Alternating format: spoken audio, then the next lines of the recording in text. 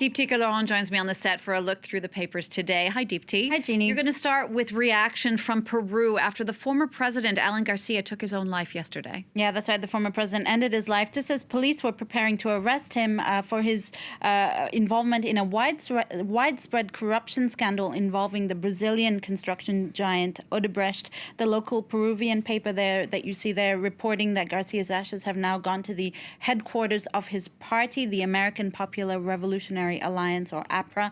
A minute's silence will also be held. Odebrecht, the company, is accused of distributing nearly $800 million across dozens of South American countries as bribes to win lucrative contracts over the past decade.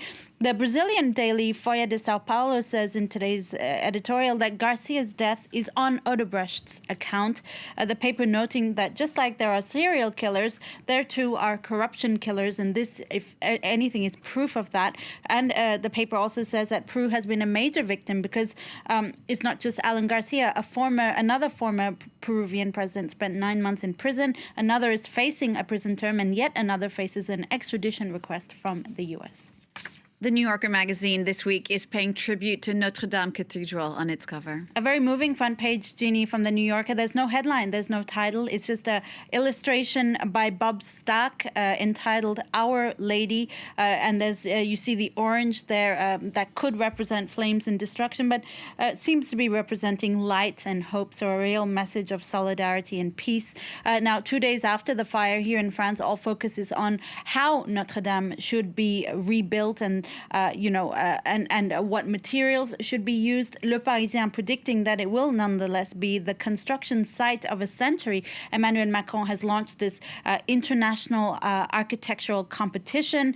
He's also vowed to rebuild it rather ambitiously in 5 years. The big question is what materials should be used? Should Notre Dame's reconstruction reflect the original, or should it reflect our modern world, a more updated version, for instance, of the spire that collapsed in the fire? Next now to London, where climate change protesters have paralyzed transportation there since the beginning of the week, with hundreds of people who've already been arrested so far. They're actually known as the Extinction Rebellion, Jeannie, and they've been occupying key sites in central London this week, Oxford Circus and Parliament Square, for instance. Hundreds have been arrested. They're planning more chaos today, as you see on the front page of Metro there. They've climbed onto the roof of a train, blockaded London's busiest shopping street, glued themselves to Jeremy Corbyn's fence.